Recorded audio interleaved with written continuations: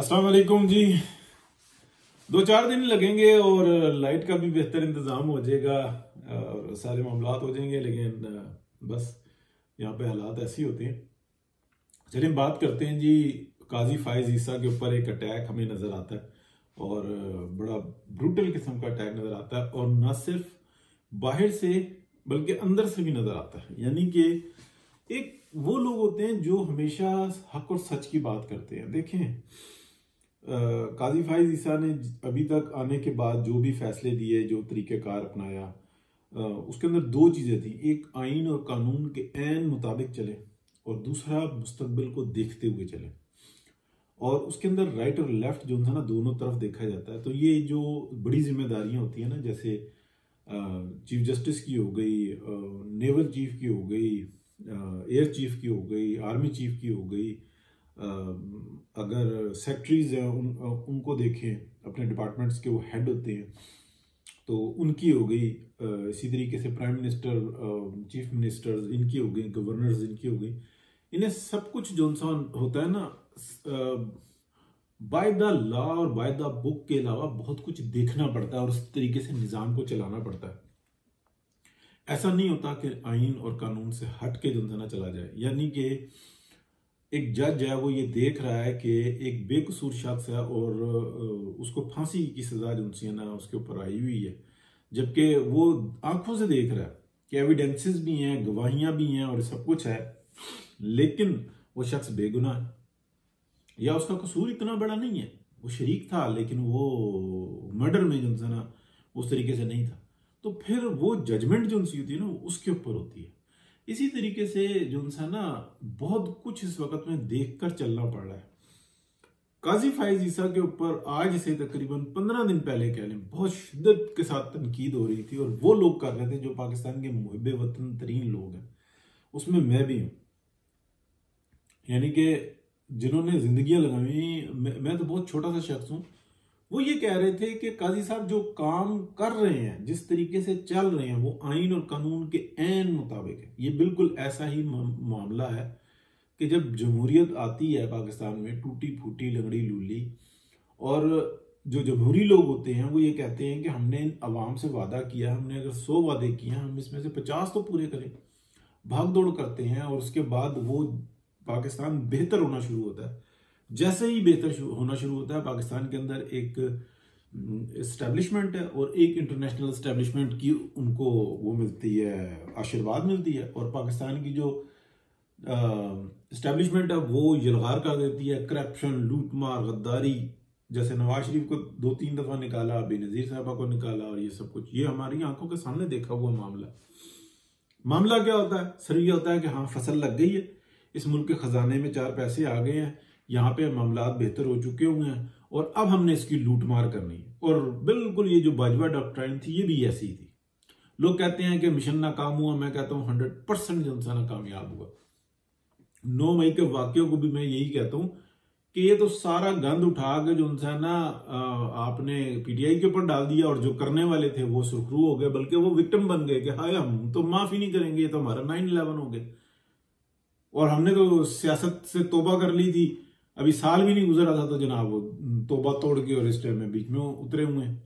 तो ये सारी है, लेकिन पॉलिटिकल लोग फिर आगे बढ़ रहे हैं। ऐसा नहीं है कि मियां नवाज शरीफ ये बात नहीं कर सकते, कोई और ये बात नहीं कर सकता, सब कर सकते हैं।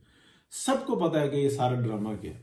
पब्लिक को इस वक्त में हालात नहीं है। वो कहते हैं पहले जो ना IMF के चुंगल से निकले, फिर जो ना सूरत हाल देखेंगे, लेकिन दूसरी तरफ ये भी देखते हैं कि हम IMF के चुंगल से निकलें तो फिर हम जो है ना बैलेंस में रख के किसी तरीके से एस्टेब्लिशमेंट से बचें, जो हमेशा खेती को जो है ना तैयार नहीं हुई होती, बस बढ़ रही होती है, लगती है तो वो कहते हैं कि हम ये हक ही हमारा है, पाकिस्तान ही हमारा है, ये बस बाकी सब तो खामख्वाही है, हम ही हैं।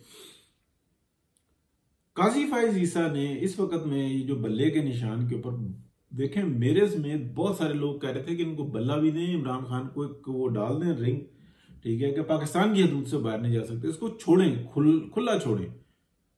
लेकिन मसला यह था कि उसको खुला छोड़ें तो मुसीबत, ना छोड़ें तो मुसीबत, बल्ला दें तो मुसीबत, ना दें तो मुसीबत। अगर बल्ला दे दें तो तब भी इसने हारना है। बुरे तरीके से हारना है। कभी इसके पास वोट थे ही नहीं। ये इसको जब से हुकूमत से निकाला गया तो इसके पीछे जो एस्टेब्लिशमेंट थी वो कहती थी 10,000 बंदा इकट्ठा कर लो। किसी जगह पे वो 10,000 बंदा नहीं इकट्ठा कर सकता। पिंडी तक आया, देख लें आप, बरी रोड के कोने पे खड़े होके, और वो जनाब 3-4 हजार बंदे तक वो इकट्ठे कर सका। है ही नहीं उसके पास पब्लिक सपोर्ट, लेकिन मीडिया की सपोर्ट है। और आप हम सब जानते हैं डिज्नी वर्ल्ड की सपोर्ट है। डिज्नी वर्ल्ड क्या है, जिसको पता है उसको पता कि दुनिया का मोर देन 70-80% तकरीबन जो मीडिया है वो डिज्नी वर्ल्ड कंट्रोल करता है। ठीक है, तो वो उसकी सपोर्ट है। सारे कौन है इसके, साबिक ससुराली या कि मौजूदा असल ससुराली कहना चाहिए, असल ससुराली जिनसे हैं वो है।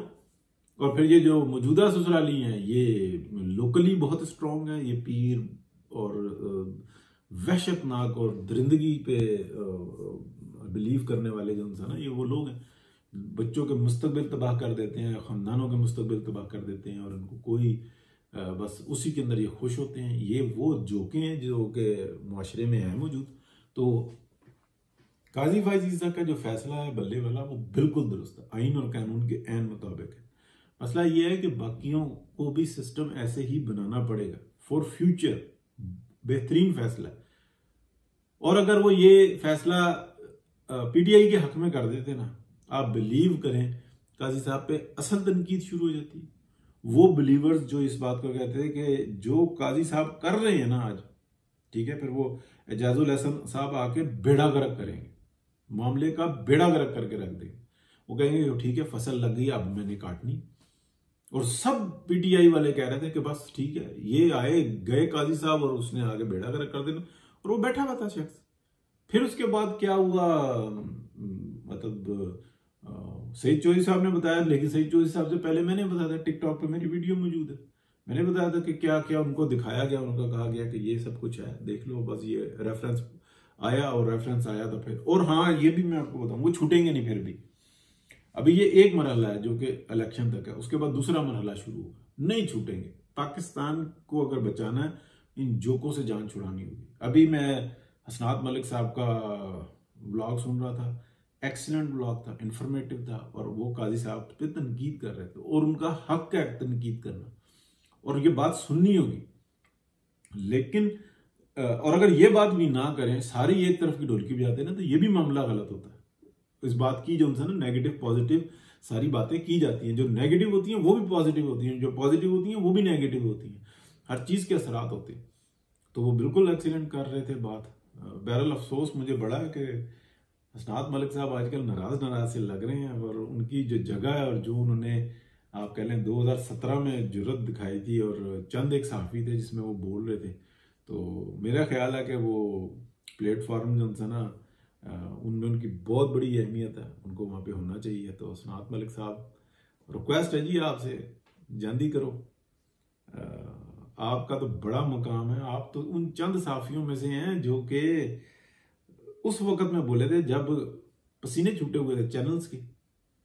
पता नहीं कितने नोटिस आप लोगों को मिले होंगे, कितने प्रेशर आपने फेस किए होंगे, लेकिन आपने हक सच की बात की थी। तो जल्दी करो, इख्तलाफ रखते हो इख्तलाफ रखो, लेकिन पीछे हटना ये कोई बड़ी बात नहीं है। बहुत शुक्रिया जी, अल्लाह हाफिज़।